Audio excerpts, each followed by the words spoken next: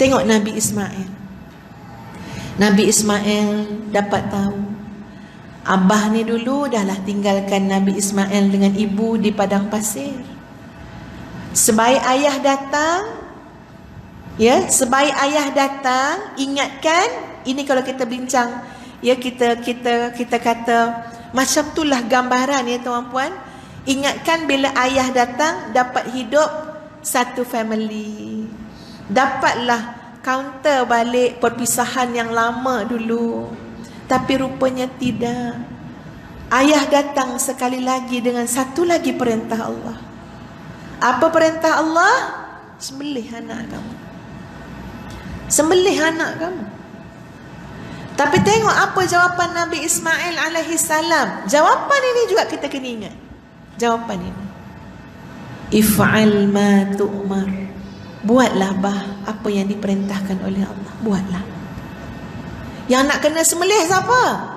Yang bercakap, if'al ma tu'mar. Buatlah apa yang Allah perintah. Nak kena leher siapa? Leher kita ni. Yang nak rasa sakit tu siapa? Ni kita yang bercakap. Yang nak mati tu siapa? Ni kita yang bercakap. Yang akan berpisah dengan ayah siapa? Ni kita yang bercakap. Tapi subhanallah, Nabi Ismail kata apa? Satajiduni insyaallahu minas sabirin. Kamu akan dapati aku tergolong dalam golongan orang-orang yang sabar. Masya Allah. Agak-agak mana nilai ni tuan-puan dalam hidup kita?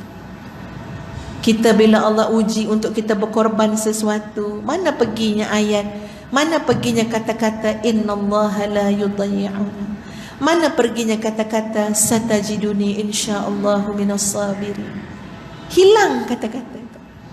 Dikuasai oleh apa? Nafsu. Kenapa buat saya macam ni? Saya tak puas hati, begitu begini. Nak jumpa ayat satajiduni insyaallahu minas sabirin. Ya, kamu akan dapati aku ini insyaallah tergolong dalam golongan orang-orang yang sabar. Patutnya ayat ini tuan-puan selalu bermain di bibir kita. Rasa susah sikit, cakap satajiduni insyaallahu minas sabirin. Ataupun doa, Allahumma afrigh alaina sabra. Ya Allah, lapangkan lagi, lapangkan lagi, lapangkan lagi. Isi dengan kesabaran, ya Allah. Lapangkan lagi hati, isi dengan sabar. Lapangkan hati, isi dengan sabar. Lagi besar ujian, lagi banyak sabar yang diperlukan. Lagi lapang hati itu tuan-puan, Allah akan isi dengan kesabaran. Masya Allah. Allahumma afrigh alaina sabra. Wahai Allah, tolong lapangkan lagi hati ini dan isilah dengan kesabaran. Kalau nilai-nilai ini tuan-puan kita dapat ingat, nanti kita akan lebih hebat dalam bentuk pengorbanan kita kerana Allah. Hebat. Seorang ibu. Ni ustazah bagi contoh ya tuan-puan. Ustazah pun kadang-kadang malas juga bangun qiyam. Dapat-dapat penat. Ya penat, ya Allah, kalau tidur tu tidur mati orang panggil. Bukan boleh tidur siang-siang tuan-puan. Tidur tu lah pukul 1 pagi, pukul 12 malam. Kalau tidur tu tidur mati orang kata. Tidur kayu balak. Ya, puas, golek-golek pun tak boleh bangun juga. Tapi ada satu ayat bila suami ustazah cakap, ustazah akan rasa alhamdulillah tenaga tu datang walaupun penat. Dah banyak dah nasihat-nasihat, bangun qiyam, jangan tak bangun juga. Ya. Ustazah, kata ustaz kan, kejut ustazah. Pagi tu panggil ustazah tu, ustazah, ustazah. Ya. Macam mana ni ustazah? Ustazah ceramah ni suruh qiyam ni. Itu pun tak bangun juga. Penatlah bang, letih, penat. Allah Maha mengetahui, jawab pula tu. Ya. Tak bangun juga. Tapi ada satu benda bila ustaz cakap ustaz bangun. Insya-Allah. Walhamdulillah. Bila ustaz kata sian anak-anak kita, mak-mak orang lain, anak-anak orang lain, mak-mak dia dah bangun berdoa pada Allah, tapi sian anak-anak kita, mak dia belum bangun doa. Yang itu saya bangun tu, yang tu saya bangun. Oh, yang itu hilang ngantuk tu, ya, terus duduk. Sebab Kita nampak ya tuan-puan, sian sungguh anak aku ya Allah, sian sungguh ya Allah. Anak aku nak hidup mendepani cabaran akhir zaman. Allahu Akbar. Tantang anak keturunan aku besok akan bertemu dengan fitnah Dajjal. Orang ni tuan-puan, kalau tak ada iman, zaman fitnah Dajjal, tak sempat balik rumah ikut Dajjal dah. Tak sempat balik rumah ikut Dajjal dah. Kalau dalam perjalanan nak balik rumah, tak sempat balik rumah. Bertemu percaya tu ikut. Terfikir, ya Allah, anak-anak aku ya Allah, keturunan aku ya Allah, panjang umur mereka, mereka akan berdepan dengan Allahu Akbar. Zaman fitnah. Zaman fitnah. Tuan-puan, Suratul Kahfi 10 ayat awal tu tolong hafal, tolong faham, tolong baca hari-hari. Tolong faham, tolong hafal, tolong baca hari-hari. 10 ayat yang awal. Hari-hari baca, hari-hari. Berlindunglah daripada fitnah yang terlampau banyak akhir zaman ini. Dan nanti fitnah Dajjal. Bila fikirkan, ya Allah, betul lah ya Allah, anak-anak aku kesiannya. Sian anak-anak. Anak-anak orang lain, mak dia dah bangun, mak dia dah berdoa, minta sempurnakan hidayah, minta perlindungan. Kesian anak-anak aku, mak dia masih lagi masih lena lagi tidur. Bila ustaz cakap macam tu tuan-puan, dia terkait dengan pengorbanan tadi. Berkorbanlah sebagai seorang ibu, walaupun penat, tinggalkan tempat tidur kita. Cerita penat ni memang tak habis-habis. Memang atas dunia tuan-puan, ini dunia ini memang tempat yang memenatkan. Siapa duduk atas dunia, dia kata tak penat pun ustazah, elok ya cik, tak ada penat. Itu kena cek balik, pasal apa tak penat. Itu kena cek pasal apa tak penat. Tapi kalau kita betul-betul manfaatkan hidup kita tuan-puan, penat itu resmi kehidupan biasa.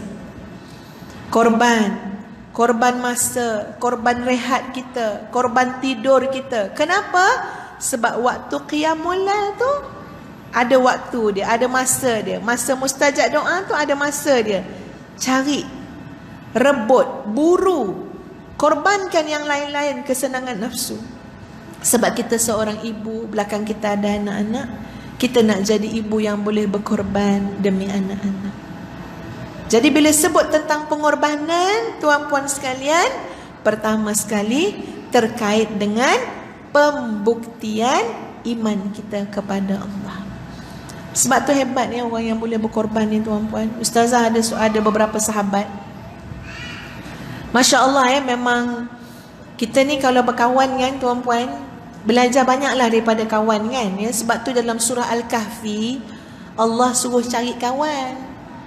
Dalam surah Al-Kahfi, wasbir nafsaka ma'al ladzina yad'una rabbahum bil ghadati wal 'ashi yuriduna wajhah wa la ta'du 'ainaka 'anhum turidu zinatal hayatid dunya ولا تطع من أغفلنا قلبه عن ذكرنا واتبع هواه وكان أمره فرطا. Sabar, tahan diri kamu. Sabar, tahan diri kamu ma'alladzina yad'una rabbahum, dengan kelompok, dengan orang-orang, dengan teman-teman yang menyeru Allah pagi dan petang. Itu kawan kita. Kawan kita siapa? Kelompok yang kita ikut siapa? Golongan yang kita berkawan siapa? Yang taat kepada Allah, yang menyeru Allah pagi, petang, siang, malam. Yuriduna wajhah, mereka menginginkan keredaan Allah. Kawanlah dengan orang macam tu. Jadi kita kena tengok juga tuan-puan, saing kita, kawan kita, dia nak apa dalam hidup dia. Kalau kawan kita kenal pasti, bangun pagi dunia, nak tidur malam cakap pasal dunia. Dunia. Ada orang tuan-puan, ketika mana ditanya oleh orang lain, puan, tuan, cuba sebut satu perkataan yang menggambarkan diri tuan atau puan. Dia kata apa? Duit, dia cakap. Ini Ustaz tak reka-reka tuan-puan, Ustaz dengar ada orang cakap macam tu. Gambarkan satu perkataan yang menggambarkan kehidupan tuan ataupun puan. Dia jawab apa? Duit. Masya Allah. Macam mana tuan puan? Pagi fikir duit, petang fikir duit, malam fikir duit, nak tidur fikir duit. Masya Allah. Sedangkan Allah suruh kita cari kawan yang bagaimana?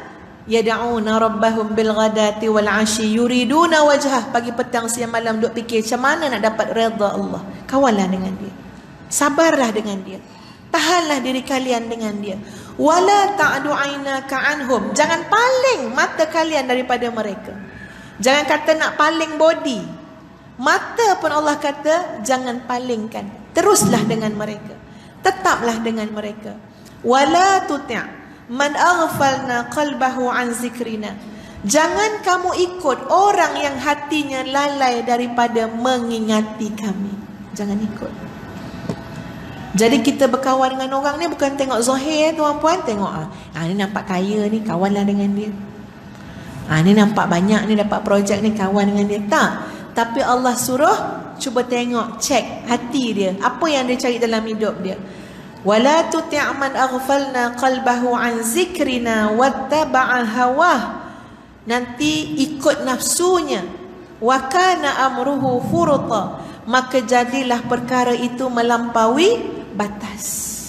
Cari kawan tuan-puan yang boleh apa? Yang boleh bawa kita, yang boleh bimbing kita agar menjadi manusia yang benar-benar boleh berkorban membuktikan iman kita kepada Allah.